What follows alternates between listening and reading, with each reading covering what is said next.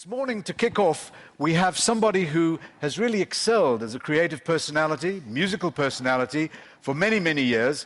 Nick Rhodes is much, much more than somebody in the band Duran. In fact, Nick has got a very established track record and career as an artist, very interested in animation.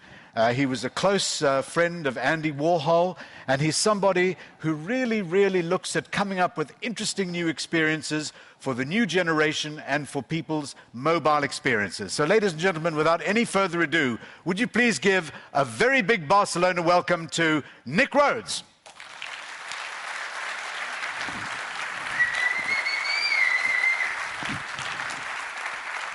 Nick. Good morning, Ralph. Welcome to Barcelona. Thank you. Pull up a pew. So, Nick, this is a treat. I saw last night you were playing at the awards, or just after the awards. I've never seen so many women chasing after the band. A whole lot of women jumped up onto the stage. Is this what happens in your normal everyday life? No. I tell you, these mobile people are wild, crazy people. They are wild and crazy. Yeah. Look at these people here in the audience. You can see they're definitely wild and crazy. Yeah, I was talking to a few people in the hotel bar last night, and I think I crawled out of there at, well, I won't even tell you what time, but they were all still in there. I know, this is what happens. Mobile is so invigorating for everybody. They stay in the bars Absolutely. until 6 o'clock in the morning. Absolutely. It's just amazing. Now, Nick, really what we wanted to touch on, you as an artist, you're interested in the broad range of creativity and artistry, but in terms of the way that you look at people's lifestyles, and particularly your deep understanding of what people want in terms of their music or to express themselves, what I'm interested to find out is this next phase of your career, and particularly you're in the process of making a new album with Mark Ronson, the wonderful producer who was responsible for, amongst other things, Amy Winehouse. But tell us about some of your approaches, and when you are planning your music and planning this next phase of your career and the band's career, how does mobile factor into that? Well, we've always looked at technology right from the very beginning, whether that be television, radio, obviously internet more recently. Right. Mobile phones, I think, artists so far haven't engaged that much. We all had a little flirtation with ringtones. We've done downloading of tracks and video clips. We've possibly done some surveys and polling, but we haven't really got into the integrated 3G systems and using the technology to its best. I think you'll find with what's starting to happen now that for the first time artists are actually saying, wait a minute, the mobile audience is so much bigger than even the online audience. More people have mobile phones than have computers in the world. That's absolutely correct.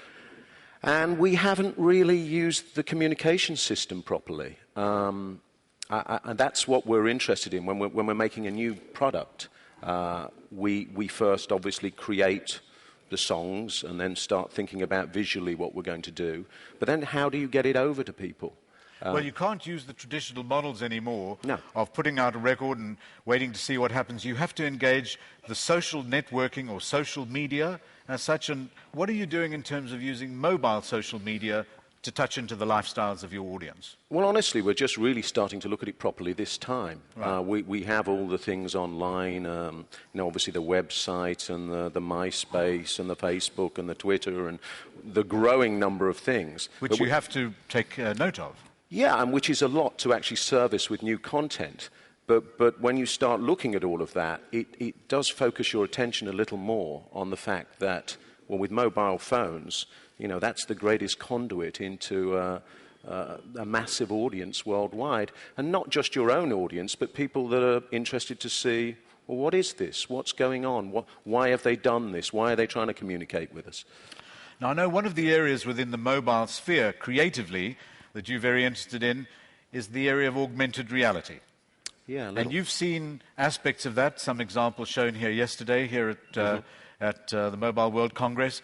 Are you looking at all of these new areas, and how does this have an impact with yourself creatively? I mean, when you are making your music, your songwriting is one thing, but getting to your audience, you are looking at engaging at a mobile level at a much deeper way than you would have done before. Oh, very much so. We look at it as a box of tools. Right. And with mobile now, there's a lot more that you can do than you ever could before.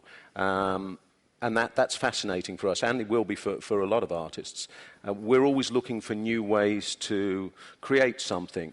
When we go into the studio, I might find a new gadget that you can, an effects rack or something, and use it with the music. When we have content, we're looking for new ways to distribute the content, but also how to break the content up, and whether there's any interactive elements.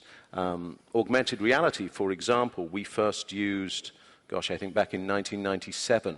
In our live show, I connected with some people in California who gave us this demo, and I couldn't believe how clever it was at that time. It's a long time ago. That's really... It was a long time ago, but the technology's come along a lot since, and now we've seen the use with mobile phones. I think that'll be hugely appealing, as is surround sound, as is potential 3D, as are longer clips now that phones have such big memory. Now, Nick, when Duran first made their impact, one of the things that you and your musical colleagues were noted for was a very, very advanced approach to making videos. Yeah. So this time around, obviously, you're going to cater for the mobile video audience, because today's mobile users, particularly those with smartphones and even those with entry-level phones, are interested to see some kind of video on phones. Are you going to be making shorter clips, 2 to 5 minutes of your particular material? How do you take the view on video for mobile? We're toying around with a lot of ideas. I mean, one of the things that we have found to be really fascinating is to ask the audience to make their own clips for your music, or to do remixes for your music, and different things. Now that the technology is available, we did something through our website some months back, and the results were absolutely astounding. You've got a very, very big web audience that have been both long-term Duran fans, as well as a whole new audience that you're reaching. Are you going to be engaging in putting up some specialist content, and also taking the consumers' videos and finding ways to mash them up into your own very much so. Kind of structure? Oh, very much so. I think that the opportunities now are pretty extraordinary with phones. And what we're looking to do is work with different operators on very specific projects, and looking to push the technology a little bit further too. Because I think that the other thing is that often with different industries, people say, well, yeah, but artists, it's difficult to talk to them about how we connect and how they can use what we've got. We just want the content. Well, we're happy to provide content, but we're also very interested in working with people to see what the future technologies are, what we can do, how we could use things in ways that other people have not used them yet. Because sometimes people look at a new technology and say, yeah, but what are we going to use that for? What use is it? How are we going to communicate with that? Whereas as an artist, we might say, well, we could make this video and we could show this just before our live show, and someone can tag that and they can appear on the other screen, or whatever it is. And Nick, going back, you were friendly at one point with Andy Warhol before he died, and had a close linkage with him, which also touched on the fact that you yourself have always been someone who promotes a very artful approach, not only to your music, but also in terms of visual imagery. And is this an area too that you're going to be exploring in terms of additional mobile content forms that can enhance what you're doing, both from the new album that you're going to be completing, as well as what you would be doing when you go on the road to work the record? Well, absolutely. Again, I think there's a lot of new opportunities. We've always looked to work with the best people across the creative industries, so in fashion, art, graphic design, any kind of mixed media. And we've been very, very lucky. We've worked with terrific people, and collaborating for specific projects for mobile phones is very appealing.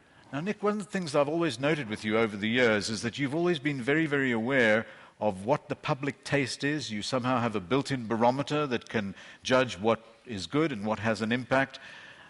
With the new communities that you're now appealing to, particularly in a Facebook world, in a MySpace and MySpace music world, how do you see yourself actually connecting with this new constituency that when you first started, there was no Mark Zuckerberg, there was no MySpace, there was none of that? Yeah, I mean, it's a brave new world out there. You try things, it's trial and error, and you see what works. I mean, obviously, everybody always wants to put something out and say, right, we've got this perfect and it's going to work. But it's as with every new product. Every time you see a company launch something, you think this is going to be the greatest phone ever. You know that sometimes it absolutely hits the spot, and other times, not always for the right reasons, it doesn't. But my view has always been, don't be afraid to try something new. Don't be afraid to get out there and actually see what people think, because they let you know soon enough. So one of the other aspects that I was interested to speak to you about is, when you're thinking of what goes to this particular audience, one of the big changes from the early days of your career is that it's much more common for people to be always on, always in contact. It would have been the case many years ago. You'd make an album and wait 3 years before you released another. How do you feel about this notion of frequently adding new content? Because this is a new demand on artists and creative people such as yourself, where frequency is not a bad word. No, I agree with that, as long as you retain the quality. Quality, very I think that a lot of people have seen the opportunity and think, well, we have to churn things around more.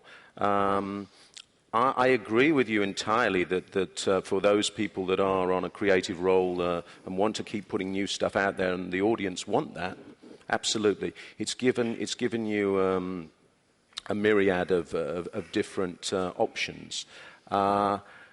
What I like the idea of is that everything is instant.